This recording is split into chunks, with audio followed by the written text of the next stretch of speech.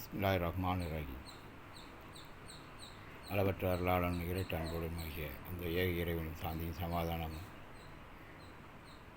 நமது நாயகம் ஸல்லல்லாஹு அலைஹி வஸல்லம் அன்னார் மீதும், அன்னார் குடும்பத்தார் மீதும், சத்திய சகாபாக்கள் மீதும், உற்றம தோழர்கள் மீதும், குறிப்பாக நம் அனைவரும் மீதும் என்றென்று நின்று நிலவட்டுமாக என்ற பிரார்த்தனையோடு இந்த சிறிது உரையை ஆரம்பம் செய்கின்றேன். கண்ணியமிக்க அல்லாஹ்வின் நல்லடியார்களே, இந்த உரையாடல் மூலமாக நாம் பார்க்கக்கூடிய செய்தி என்னவென்றால், வானவர்களுக்கு வழங்கப்பட்ட அற்புதங்களும் நபிமார்களுக்கு வழங்கப்பட்ட அற்புதங்களும் என்ற தலைப்பில் தான் உங்கள் முன் உரையாற்ற வந்திருக்கின்றேன். அதாவது, வானவர்களுக்கு எண்ணற்ற அற்புதங்களை அல்லாஹ் வழங்கியிருக்கின்றான். அதேபோல் நபிமார்களுக்கும் எண்ணற்ற அற்புதங்களை வழங்கியிருக்கின்றான். ஆனால் வானவர்களும் நபிமார்களும் தன்னிச்சையாக அந்த அற்புதங்களை செயல்படுத்த முடியுமா என்றால் அது இல்லை என்பதுதான் நிதர்சனம். அதன் அடிப்படையில் குறிப்பாக மலக்குமார்களுடைய அற்புதங்களை பார்த்தோம் என்று சொன்னால், கியாமத்து நாளில் சூர் ஊதப்படும் என்று நாம் கேள்விப்பட்டிருக்கின்றோம். அதற்கான நியமிக்கப்பட்ட மலக்குமார்கள் அல்லாஹ் நியமித்த நாளிலிருந்து அந்த நிகழ்வு நடக்கும் வரை அவர்களை இந்த பொறுப்பை கொடுத்திருக்கின்றான். பொறுப்பை கொடுத்ததற்காக அவர் நினைத்த நேரத்தில் அதை செய்ய முடியுமா என்றால் அதை செய்ய இயலாது என்பதுதான் உண்மை. அல்லாஹ் எப்பொழுது கட்டளை இடுகின்றானோ குன் என்று சொல்வதை தாமதம் அவர்கள் அந்த பணியை செய்து முடித்து விடுவார்கள். அதே போன்றுதான் நபிமார்கள், குறிப்பாக மூசா அலைஹிஸ்ஸலாம் அவர்களுக்கு அல்லாஹ் எண்ணற்ற அற்புதங்களை கொடுத்திருந்தான். அதையும் அவர்களால் தன்னிச்சையாக செயல்படுத்த முடிந்ததா என்றால் நிச்சயமாக இல்லை. அல்லாஹ் நாடிய பொழுதுதான் அவர்களால் அதை செயல்படுத்த முடிந்தது. அதில் ஒன்று நாம் இப்போ பார்க்க இருக்கின்றோம். மூசா அலைஹிஸ்ஸலாம் அவர்களை அல்லாஹ் துவா என்னும் பள்ளத்தாக்கில் சந்தித்து மூசாவே என்று அழைக்கின்றான். அவர்கள் திடுக்கிட்டவர்களாக பார்க்கிறார்கள்.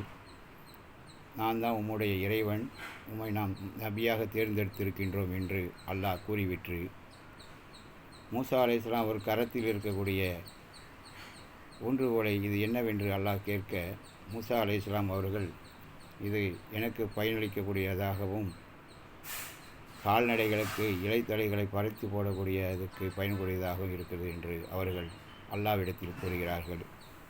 அல்லாஹ் அந்த மாத்திரத்தில் அல்லாஹ் உங்களை நபியாக தேர்ந்தெடுத்து கொண்டேன் என்று அல்லாஹ் சொன்னான் அல்லவா, அதை அவர்கள் நம்ப வேண்டும் என்பதற்காக உங்கள் கையில் இருக்கும் கைத்தடியை கீழே போடுவீராக என்று அல்லாஹ் கட்டளையிடுகின்றான். மூசா அலைஹிஸ்ஸலாம் அவர்களும் அதே மாத்திரத்தில் அதை கீழே போடுகிறார்கள்.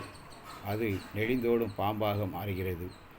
அதை கண்டவுடன் அஞ்சியவர்களாக பின்னோக்கி ஓட முயல்கிறார்கள். அல்லாஹ் சொல்ல, மூசாவை நில், மீண்டும் அதை பிடிங்கள் என்று சொல்கிறான். அவர்கள் பிடிக்கிறார்கள். பழைய நிலைக்கு மாறிவிடுவது கைத்தடியாக. இரண்டாவதாக, விழாபுரத்தில் உங்கள் கைகளை விடுங்கள், எடுத்து பாருங்கள், அது உண்மையாக இருக்கும் என்று எடுத்து பார்க்கிறார்கள்.